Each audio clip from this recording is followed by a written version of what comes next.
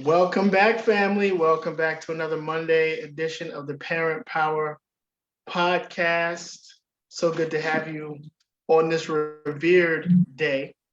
Thank you for joining in to one of our great national heroes, Dr. Martin Luther King Jr. So happy to have you here, giving us your time when you could be doing something else. Very exciting show this evening as we talk about something that is constantly on the minds of parents and definitely students, talking about the issue of standardized testing. We are joined by Mr. Bob Schaeffer.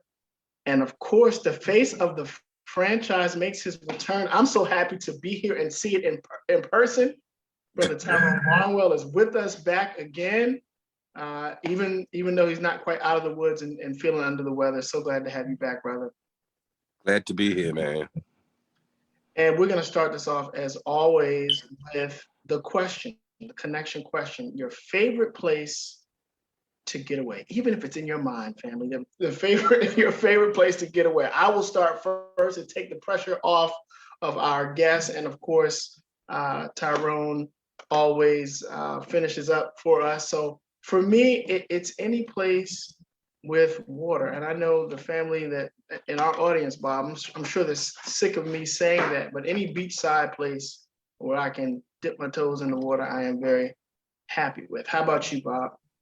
Well, it falls nicely with what you said, William. 20 years ago, we moved to my favorite getaway place, which is Sanibel Island, Florida, in the Gulf of Mexico, where the beach is just down the street. And it's there every day that I'm not busy working. I can walk down and see the Gulf of Mexico. I also love a number of Caribbean islands for both the beach and the culture. Beautiful, beautiful. That is wonderful. I'm a tad bit jealous of your locale and being able to walk to the beach. Brother Tyrone, how about you, sir? Yes. So first of all, again, thank you for being here with us. Folks who are joining us, you already know, answer the question, share the live, you all, and, comment your favorite spot as well. So for me, y'all, like, man, that's interesting. That's hard. I don't know, y'all. Like, y'all know I don't like the heat. I don't want this cold right now. And I do like water too, but honestly, for me, my favorite place to be, I mean, it could be anywhere. It's the people who I'm with. You know what I mean? If I'm with my family, and especially those who we have just like a cracking up good time, I can pretty much be anywhere. It's the people for me. So I promise you, we could be absolutely anywhere. Just as long as I got the right people with me, I'm good. Absolutely. Thank you. It's funny you were saying, I like the water too, as if we were trying to twist your arm. But thank you, Brother Tyrone. We look forward, as you said, to our family members chiming in, sending in the chat. Just so offline, I got to say this real quick. Our producer, Rebecca, commented just a moment ago of how, it's icy and cold here. And Bob says that it's chilly there too, 60 degrees. You see, this is a disparity, Tyrone. Bob's chili is 60 degrees. Give it to me, right? Yeah, right. I'll take it. Yeah. We'll take it. All right, family. Thank you so much for participating and watching. But this is a very, very serious topic, because what happens with this topic and standardized testing, by and large, seems to dictate what happens with our young people as they are going through their formative years, unfortunately. And so we're really glad to have you here, Bob, because we want to ask you about this topic and plan on getting in depth. Let me just ask you to introduce yourself and let us know about your organization and what you all do. Hi, I'm Bob Schaeffer. I'm the interim executive director of FAIR Test, which is the National Center for Fair and Open Testing. FAIR Test is a 35-year-old organization that was founded back in the mid-1980s by leaders of U.S. civil rights, education reform, and student advocacy organizations to serve as the nation's testing watchdog, to look out for and try to eliminate bias in standardized exams and to replace them with better forms of assessment. We've been the national leader in the movement to make admissions to colleges, ACT and SAT optional, led the fight in places in a number of states to eliminate high stakes bias testing like graduation exams, and serve as a clearinghouse through our website, fairtest.org, for information and resources for testing reformers across the US and oftentimes around the globe. Outstanding. I'm just going to follow up. Is there a branch in Maryland? Say again? Is there a branch in Maryland of your organization? Well, there's a branch. No, we tend to work with local groups. In Maryland, we have worked very closely with the Statewide Education Association. They brought me down a couple times to testify in Annapolis for successful bills a couple of years back that set a limit on how much time could be spent or wasted on standardized testing in schools, and to reduce the amount of testing, particularly for young children. So I have some knowledge of Maryland. On and off, we've worked with local NAACP chapters, for example, I believe in Baltimore County, and with other groups around the state and around the nation, because many testing requirements are imposed at the state level. I mean, nationally, you have the Every Student Succeeds Act, which requires testing in grades 3 through 8 and once in high school in English and math, and some testing in science. But the tests that have high stakes connected to them, for kids at least, are usually requirements put into effect by state governments. So we spend a lot of time trying to push back against the test and punish fanatics whose policies have damaged education, particularly for low income and minority kids around the country. Absolutely. And, as you were speaking, Bob, I think about how things become a tradition, they become an institution to the point where we don't know different. And so we don't think to question why. So that's my question. Why do we have standardized testing in this country? How did it start? How did it come to be? Well, I mean, there's a long history, some of it rooted in not such bad things, as back in Massachusetts, which was the first state with a public school system, as the state imposed a loose form of standardized assessment to make sure that schools were offering a rich curriculum to the kids across the board. That probably meant in those days, in the 1800s, to white kids. But in the more recent era, standardized tests have been imposed for a variety of reasons, some of which out of concern, misguided concern, about the performance of public schools and the belief that if you raise the bar and yell jump higher and attach punishments to those who don't get over the bar, that you're magically going to improve learning and teaching. And there's also a nasty history of testing that comes out of a eugenicist tradition, where some of the leaders of bringing standardized testing to the US in the 1920s and 30s were outright racists and anti-Semites. Wow, that's powerful. We have to have you back to talk about eugenics, Bob.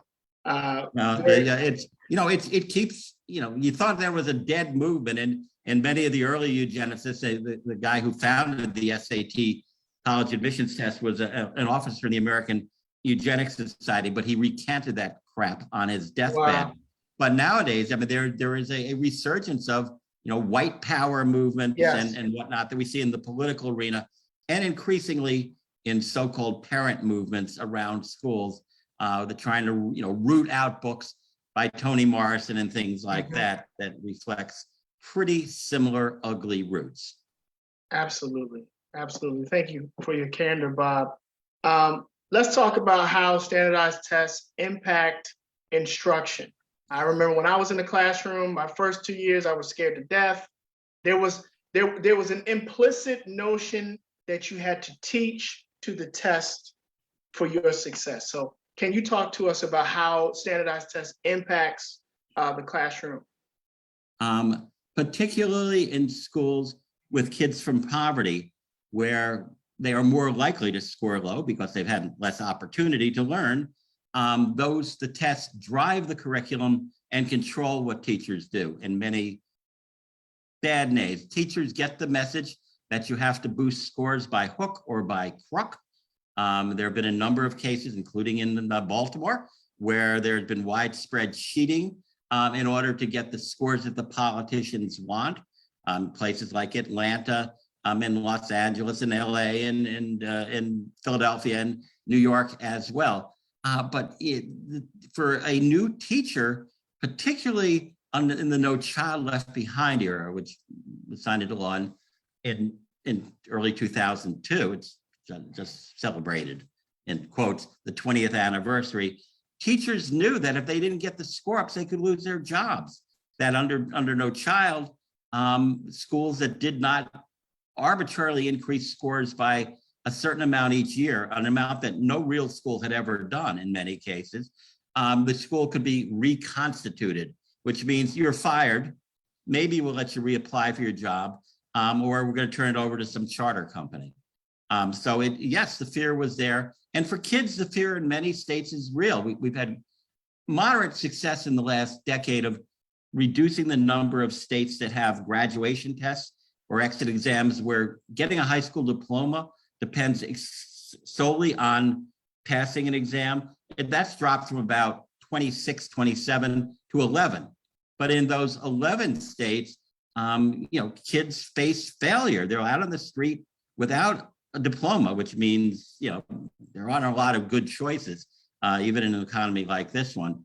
And the tests become the be all or end all, and passing the test becomes the focus. I mean, at the worst, in some classrooms, they become test prep factories where, what you do is practice the test. You do, worksheets that are nothing more than practice test questions. I mean, it's gotten to an insane level. A study a couple years ago from testing supporters actually concluded that the average urban high school student in the US, by the time she graduates from a public high school, has taken 112 standardized tests. Now, whatever you think of the value of some testing, 112 is clearly insane. I mean, you don't need to keep weighing the pig to see how, to make it fatter. That doesn't work. You can get the same information from much less testing and more time spent on teaching and learning. Thank you so much for that answer, Bob. And it is a crucial thing because I don't know that people think about the impact on the class, the immediate impact. I think people are thinking about, well, it has to be done. We need results, but the impacts are very real, and in some cases, day to day. These kind of elevated stress levels simply for preparation for the test. Yeah, and I mean, in the worst part of it, even beyond the negative impact on educators and on kids, is that it doesn't work. We have hard data from a natural experiment. There was the people who advocated No Child Left Behind. It was a bipartisan coalition where the co-sponsors included Ted Kennedy and President Bush. I mean, it belongs to both Republicans and Democrats. They made two promises. One, this system of tests and rewards and punishment would, one, improve overall educational quality and performance in the US and improve our international rankings. And the second important thing they said, it would narrow gaps between ethnic and racial groups in this country. The historic so-called achievement gap, really an opportunity gap between Black and brown and white kids. There's 20 years of data. It didn't work. The US was making more progress towards those goals in the decade before No Child Left Behind, and then in the 2 decades afterwards. We're not closing gaps. We're leaving kids even further behind. And we're talking about Black and brown and new Asian immigrant and Native American kids in both big cities and on Native American reservations and in rural communities across the country are being left further behind by these stupid policies, which are also driving good teachers out of the business. And who would want us to continue serving in a situation like that, where you're being judged by how well your kids fill in bubbles several times a year? Wow, it's great perspective. Tyrone, I have a follow-up before. Do you have anything, Tyrone, before I follow up? I do. Okay, great. And so let me go right to it. So first of all, one statement that I want to acknowledge and ask about is a comment said that I have been hearing a lot of people describe the treatment of teachers these days a war on teachers. I wonder if standardized testing as a movement marks the beginning of this. So I would like to know Bob's thoughts on that. And then also, Bob, a question, we have questions about the iReady test. And so what I want to ask you is, what's the difference between high stakes, standardized, and actual helpful assessments that help teachers teach? And how can parents tell the difference? God, where to begin? That's all great questions. Let's take the latter one first. Hey, all teachers assess students. They've done it since the beginning of time. And we're not having problems necessarily with the tests that teachers give, whether it's the weekly spelling test or the midterm exam or the science project or the book report, or even the final exam that's made by a teacher and based on what went on in the classroom and graded by the teacher in a way that she can promptly get feedback about the level of learning of kids. That's helpful to education. But these external corporate manufactured standardized tests like iReady, which are usually just a bunch of short multiple choice questions that test memory regurgitation, don't provide that kind of information for teachers.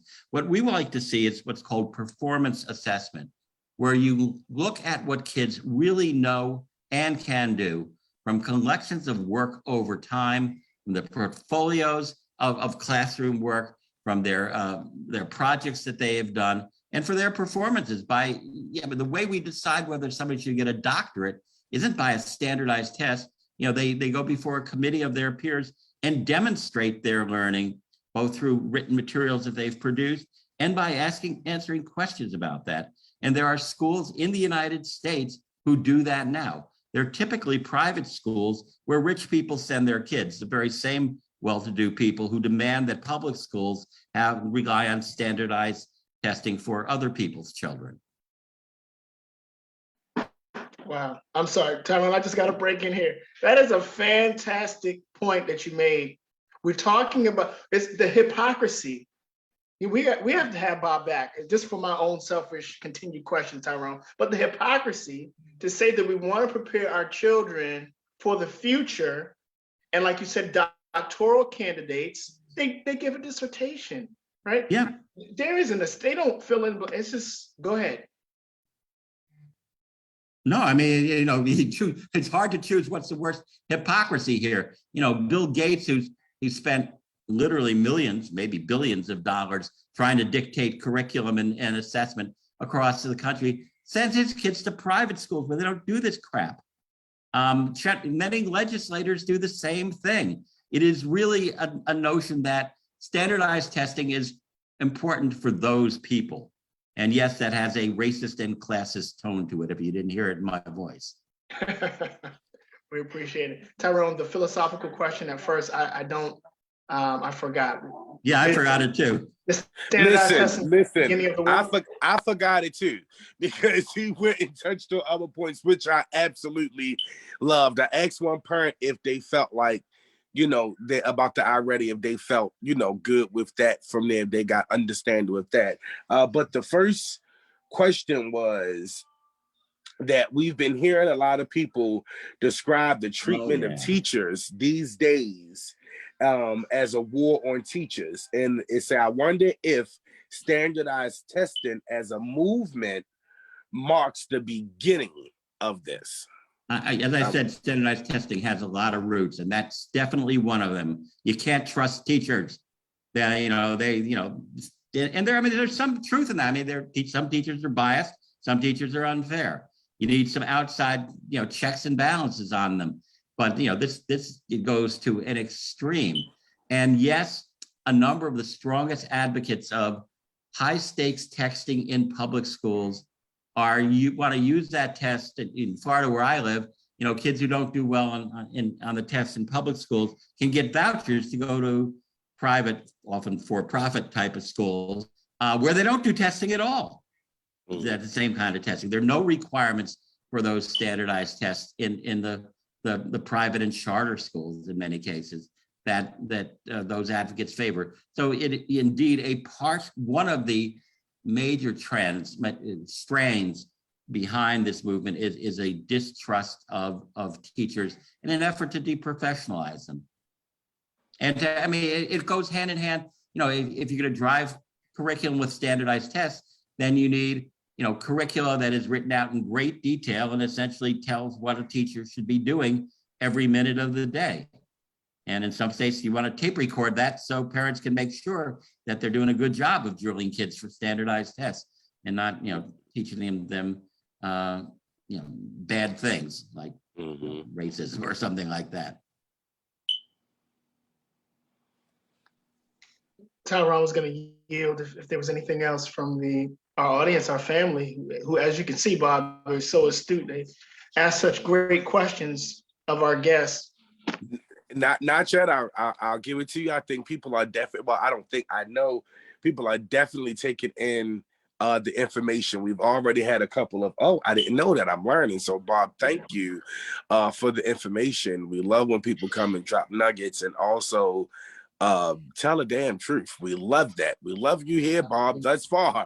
For sure. You all continue to share the live. Remember to ask your questions, make your comments, so that we can acknowledge them. We have someone here who's definitely very knowledgeable about this. So any questions that you have, definitely send them our way. So, and I'm putting in chat if your audience wants more information about any of these topics, there's tons of everything's free on our website at fairtest, FAIRTEST.org. For example, there's a fact sheet called "What's Wrong with Standardized Tests," and what's wrong with high stakes testing, and it goes into chapter and verse in much more detail than I can on this show about those flaws. If you want some ammunition for talking to your state representatives or assembly members or teachers, principals, superintendents, it's all there at fairtest.org. Got you. I'm sorry, William. Bob, could you speak to what exactly does the state mandate versus the district? Okay, it varies from state to state because of federalism. Let's start at the top. The feds mandate that each state test every public school student in both reading and math every year in grades 3, 4, 5, 6, 7, 8, and once in high school, and that they test every student at least once in science in elementary, middle, and high school. That's 17 total tests during a career. And that they use those results in large part to rank schools. In many cases, states give out grades, A, B, C, D, or F based on test scores. They could do it based on poverty just as well. And have systems for intervening, in theory helping, though the interventions are often not very helpful, at schools that are consistently low performing. On top of that, many states require tests in other grades and other subjects, often to get kids ready for the big tests that count for federal accountability. So many states have testing in early childhood, including in pre-kindergarten. They test in first and second grade so that kids will be ready for the third grade test that matters.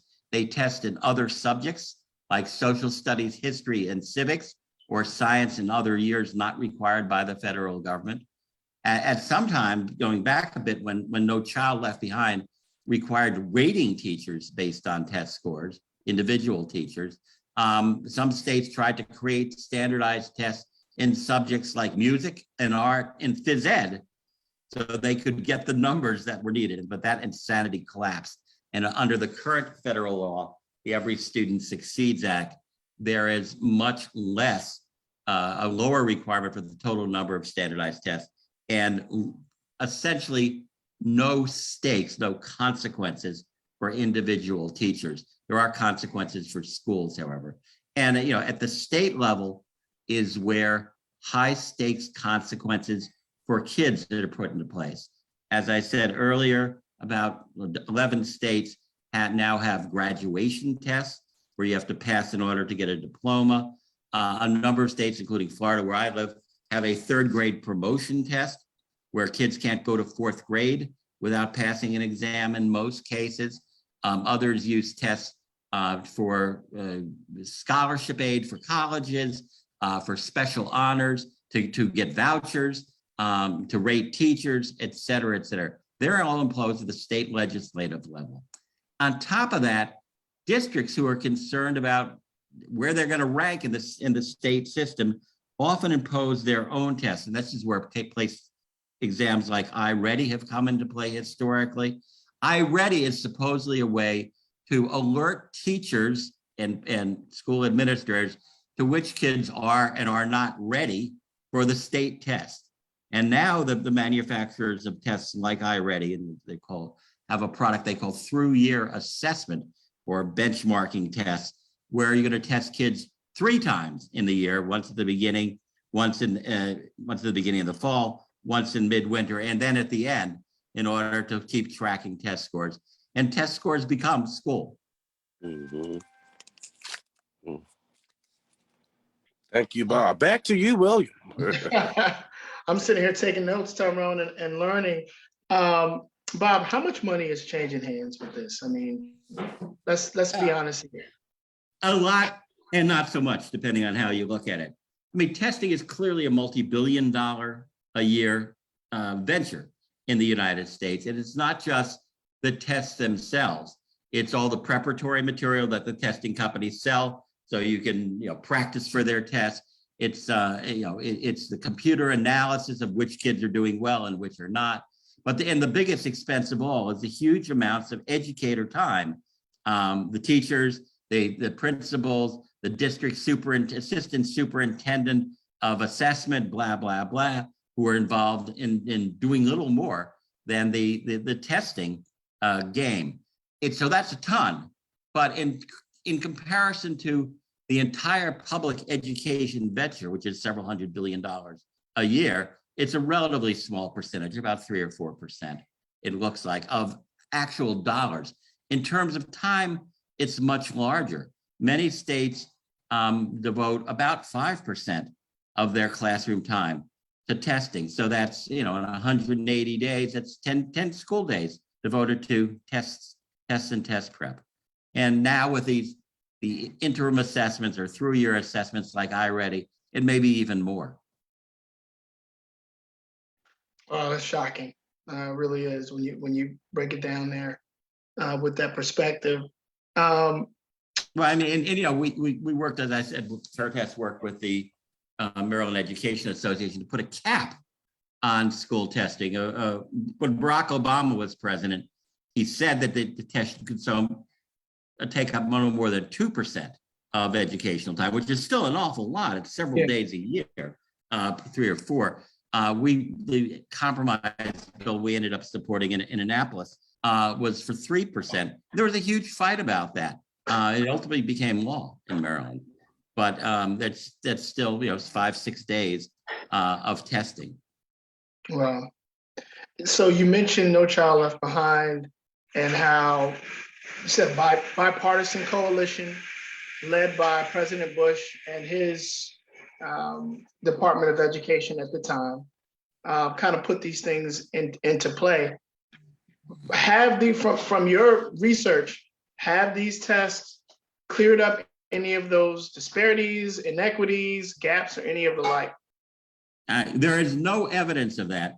And we have other evidence from tests, if you believe in tests, that there hasn't been improvement. The federal government also runs a no stakes test every several years. They sample with what is called the NAEP, or National Assessment of Educational Progress. They don't do every kid. They do, it's like a poll they take a few kids from every school and give them each a few questions and then add it up to get a big picture. And there hasn't been progress on NAEP during the high stakes testing era. And the gaps between Black and brown and white and Asian kids have not closed. In many cases, they've gotten somewhat worse. In part because good researchers have concluded that the cause of these gaps is not primarily schooling. Kids don't spend most of their lives in school. It's factors outside of school.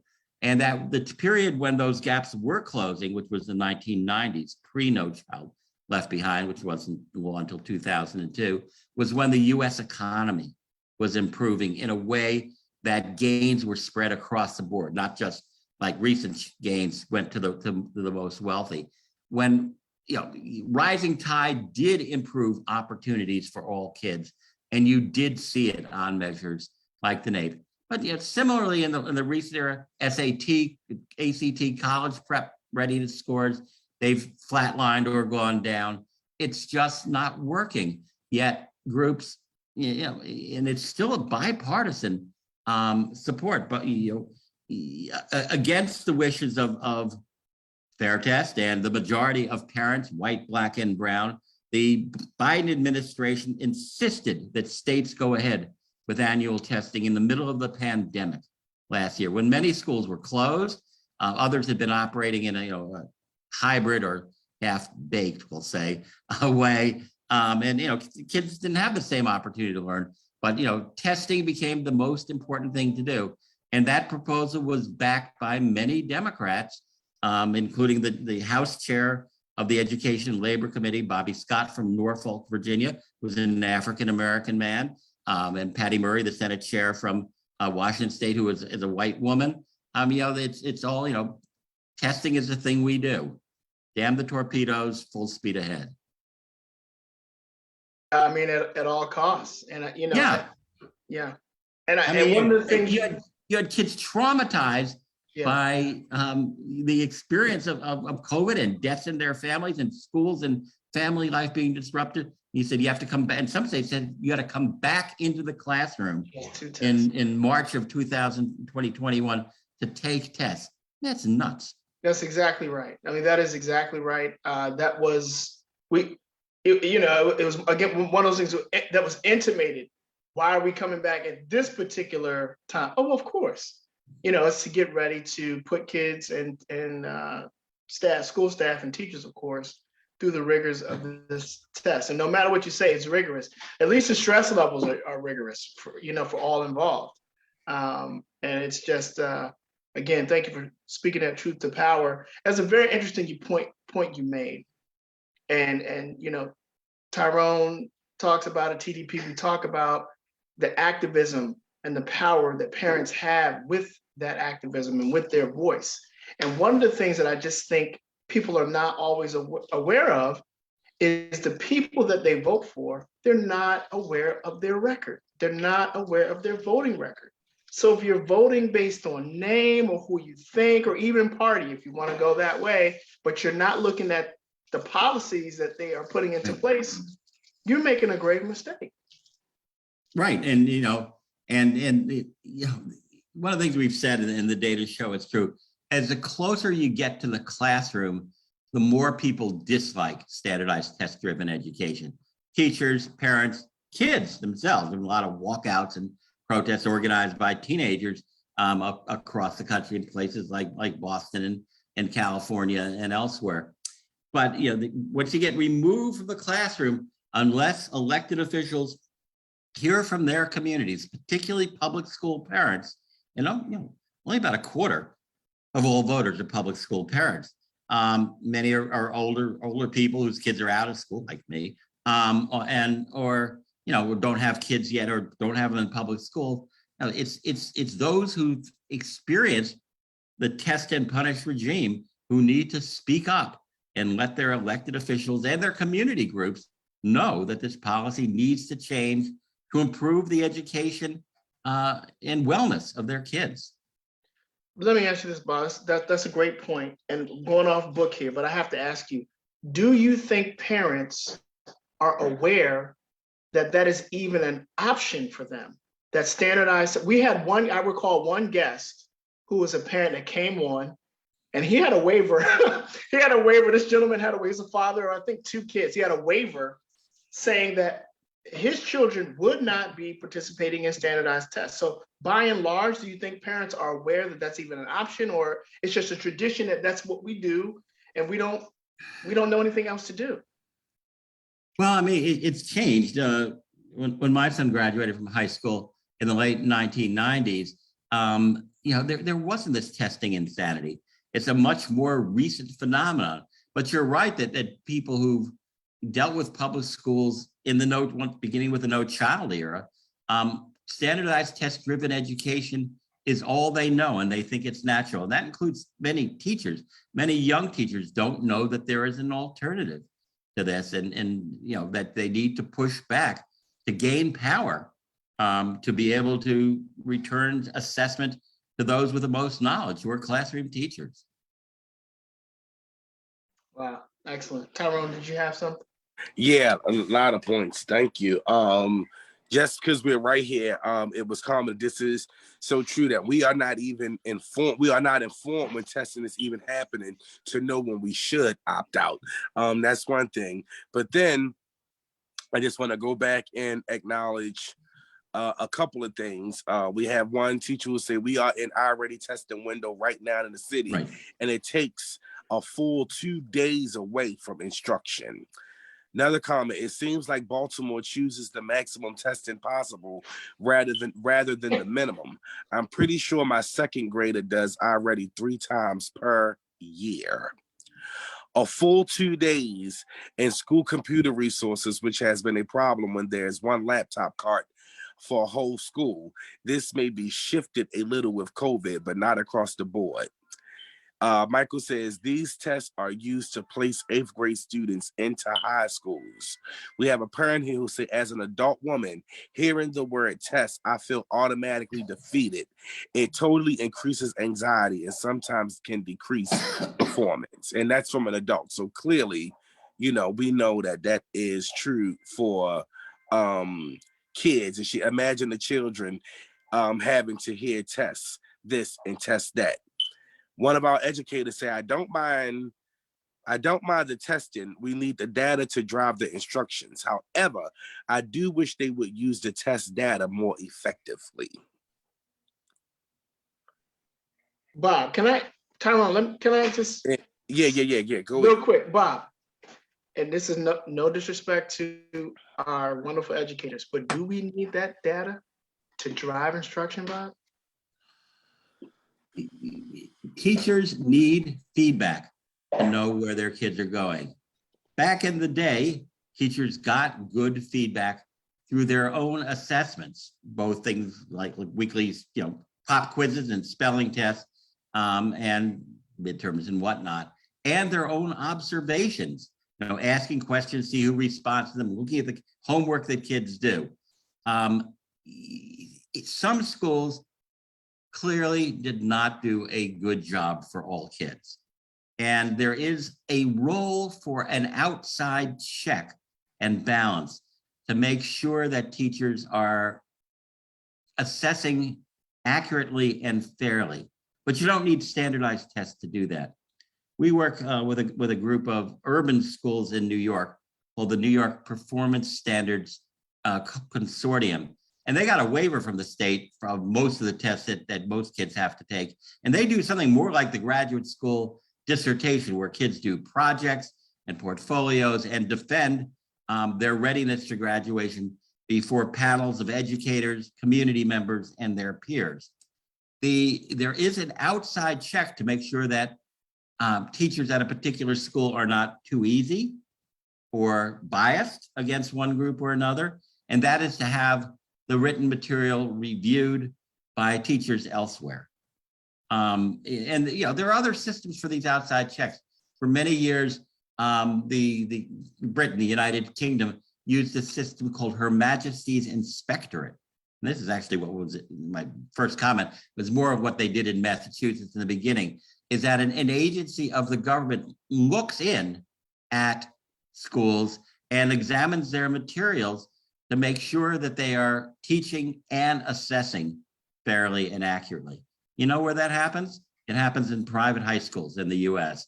There's a body that accredits private high schools and makes sure that they're doing a decent job. But it's done within the profession, not by an outside government agency. But it's state government run by politicians and ideologues in most cases, not by educators, that is making those judgments about public schools. Thank you so much, Bob. Tyrone, I'm sorry I stole our audience's thunder, but I just had to ask that question because I think a lot of new teachers, and let's face it, teachers that have been in the profession, they're taught that those standardized tests are germane to, outcome and results. And so you almost sound like you're talking about a bygone era where you're looking at pop quizzes, you're looking at assessments at the end of each classroom, you're looking at exit tickets, you're looking at, like you said, midterm exams, you're looking, those things don't even seem to, we don't hear those things, trumpeted as much as iReady and this and that and get all these things ready. Apologize there, Tyrone. No, it's good. That's great. We're waiting. We're having a conversation where we're asking Yvette to explain. Can she say more about how the data could drive her? So how the data comes to. Okay, Yvette's response is we do. However, the data comes too late at the end of the year, which doesn't allow for the adjustment of instruction. This data also lets us know how our kids are performing aside their peers across the country. It creates a standard and consistent baseline. This is also why many states adopted the Common Core state standards to create some consistency. That's that. And then another thing, we got a lot of parents just talking, which is like a lot of people always wonder is why are their kids being tested on things that they've never learned? Well, all those are fair questions.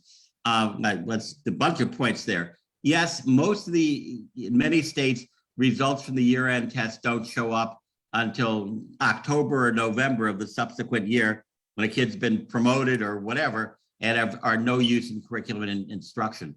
That's an argument also made by the promoters of things like iReady, which are very simple-minded computer-based tests where the results are available in a week or so. They claim that these are more testing of this simplistic form is better because teachers will get feedback more quickly. That would be useful if it were useful feedback, which is not in many cases. As for the Common Core, most states have now rejected the Common Core. There was an attempt to make curriculum and assessment consistent across the state, across the country with the Common Core. There were two consortia set up to administer tests. They've essentially fallen apart, but states didn't want to give up their control to these anonymous testing company run things. So the evidence that the external test data improves either excellence or equity, the two major goals of public education reform, there's not evidence that it does that job in any form. It's avoiding addressing the real problems like opportunity, like resources that hold so many kids in classrooms back. Thank you so much, Bob. Tyrone, was there anything else before I go on with this question? No, go on, William. Go on. Bob, keep it coming in the comments, y'all, in the chat. Keep it going. Yes, please. You can't. You don't get any better than this, Tyrone. We're talking here to Bob Schaeffer, of course, from Fair Test. And so, Bob, you mentioned colleges pushing back.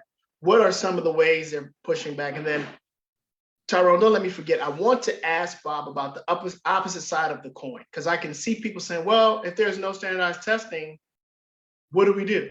How do we, we've talked about a little bit here, but I'd love to hear that answer as well. But let's start with the college pushing back. I mean, compared to K-12 education, where it's frustrating, and politicians who run that realm seem to be, believe in standardized testing as a religion or a cult. In colleges, there's been a sea change in the last several years. Right now, the overwhelming majority of U.S. colleges and universities, like the University of Maryland or any of the University of Maryland, Baltimore County, or any of the good private schools in Maryland, like Goucher, all do not require ACT and SAT scores from current high school graduates before admissions decisions are made. That's true of all the Ivy League schools, the vast majority of state public universities, and others. And that's likely to be the new normal already for kids who are high school juniors. More than 1,400 of the nation's 2,300 four-year schools will not be requiring admissions tests. The same is happening in graduate schools, where many programs are moving away from reliance on the GRE, the Graduate Admissions Record Exam for admissions. So that's real progress and a good thing. Your second question, I think, is a good one. As I said, we do need some measure. Look, it says here fair test. It doesn't say no test.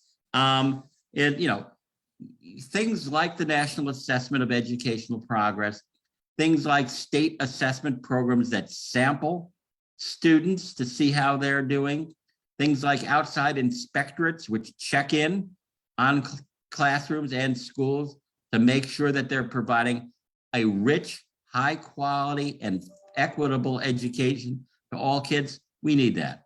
I mean, there's a bipartisan perspective.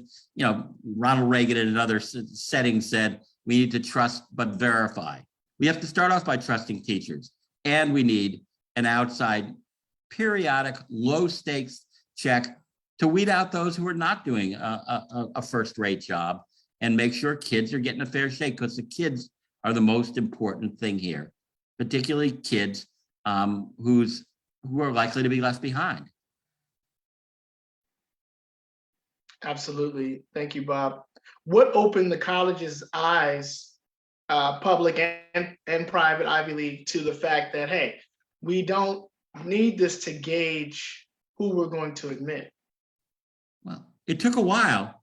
The first private college to go test optional was Bowdoin in Maine, a very good competitive school in quite rural Maine. They did that in 1969. So more than 50 years ago, and a few more did in the last century. And it as more schools were test optional and published their results and saw how well it was working, more and more of their peer institutions followed suit, so that most of the private colleges in Maryland were test optional pre-pandemic. The pandemic, about 1,070 schools nationally were test optional. The pandemic significantly accelerated things because testing wasn't available. The ACT and SAT were canceled in many places, or it became very hard to register and take the test safely, where you go to a school gym with a bunch of other kids who you don't know and breathe their air in the midst of a pandemic. So many other schools, including nationally competitive things in Maryland, like Johns Hopkins, or Maryland College Park, or even Annapolis, went test optional. And the experience of schools who go test optional is three pluses. One, they get more applicants, which schools like because they can be more selective. Two, they get better academically qualified applicants. The test score requirement by itself seems to deter applications from kids who do very well in school, but not so good on standardized tests. More frequently young women and historically excluded minority groups. And the third is that you get more diversity of all sorts. You get more low income, first generation, Black, Brown, New Asian immigrant, and Native American applicants when you drop test scores.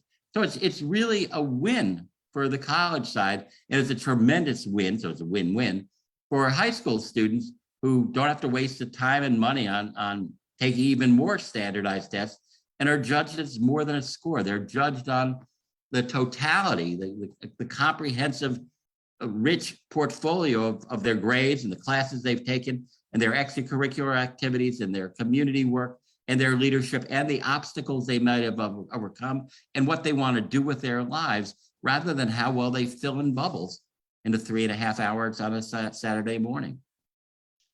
Wow. And Bob, are the vast majority of high schoolers aware that by and large colleges are, not requiring the test? I think they are becoming aware. It's a huge. You mentioned this before. It's a sea change in the reality in public opinion. It's going to take a while to filter out. But what we saw this past year is that applications through what's called the common application, which is the way you can apply to multiple colleges simultaneously. In 2020, something like 78% of applicants provided test scores. This year, 40% did. So the vast majority of high school students chose not to send in test scores because they knew that schools would judge them as more than a score. Many schools signed a pledge that you will neither be advantaged nor disadvantaged by withholding test scores, that you will be evaluated based on the information from what you know and can do in the classroom and in your life, rather than on standardized tests.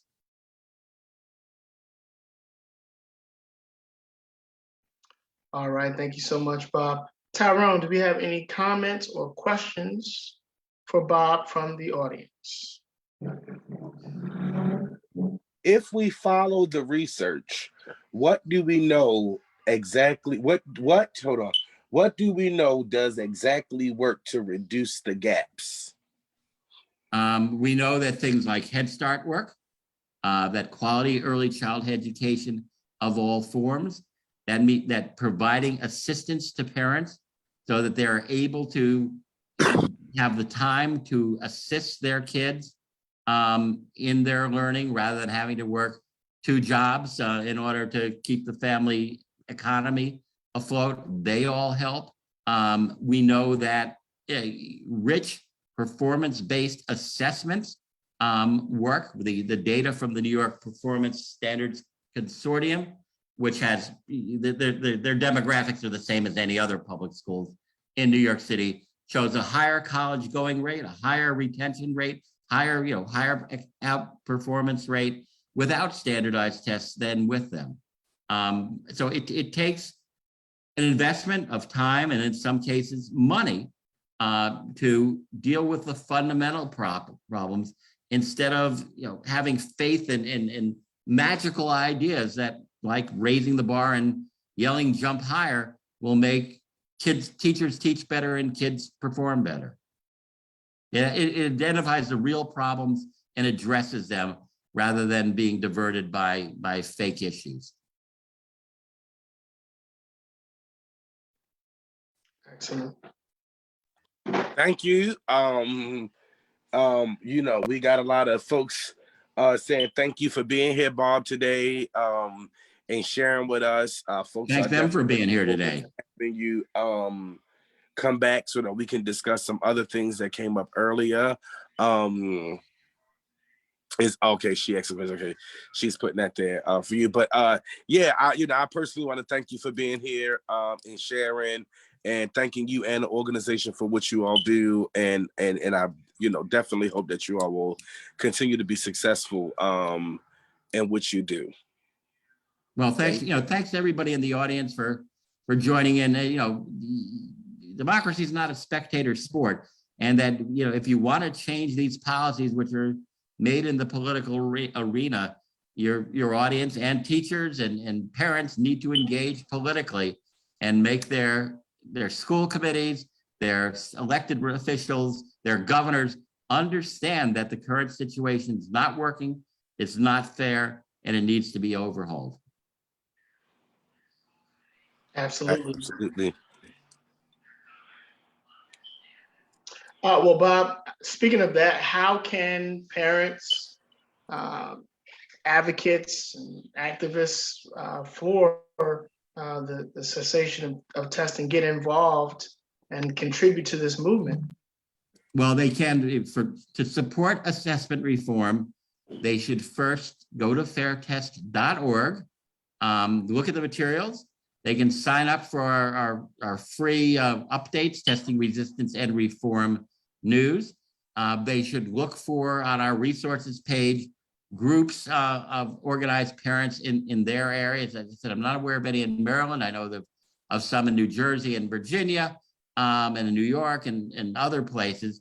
And connect with like-minded people, often other parents and educators, to push for assessment reform, and also bring pressure to bear on the groups that they're parts of, their local groups like the NAACP or MALDEF or any of the other groups that are advocating for better education and equal opportunity, to join the testing reform movement.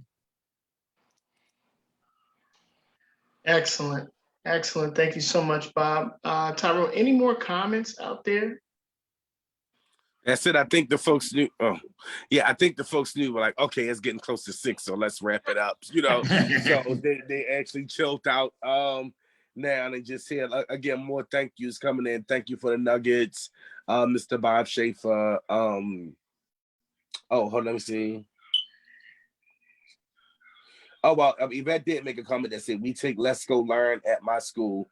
We use the data to regroup the kids for intervention and learning groups.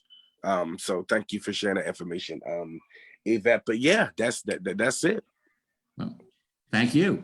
Well, Bob, any final thoughts that you have for anyone that would be listening out there? Well, testing is increasingly a political issue, not an educational one. And that for whatever reason, maybe because of lobbyists, maybe because of the money involved, maybe because of ideology, politicians have been ignoring the data about and continue to pursue failed policies.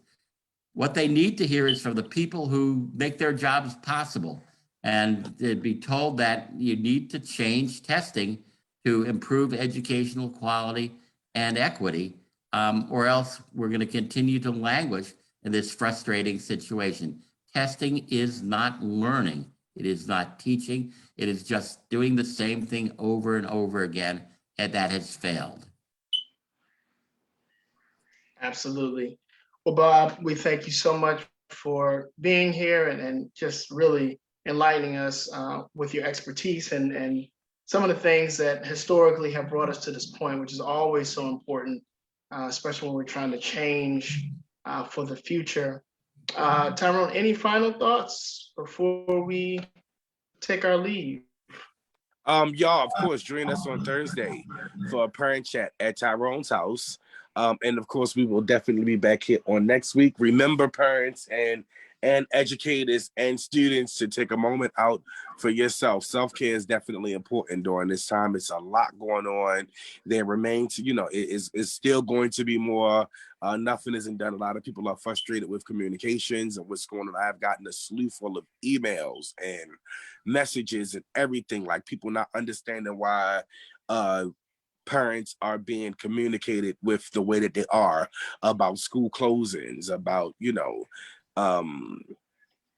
what is it called, virtual learning, and all of these things that's going on in the current state right now with COVID and all of these things like that. So you all just definitely do what you can, and again, join us for Thursday so we can continue our conversation from last week.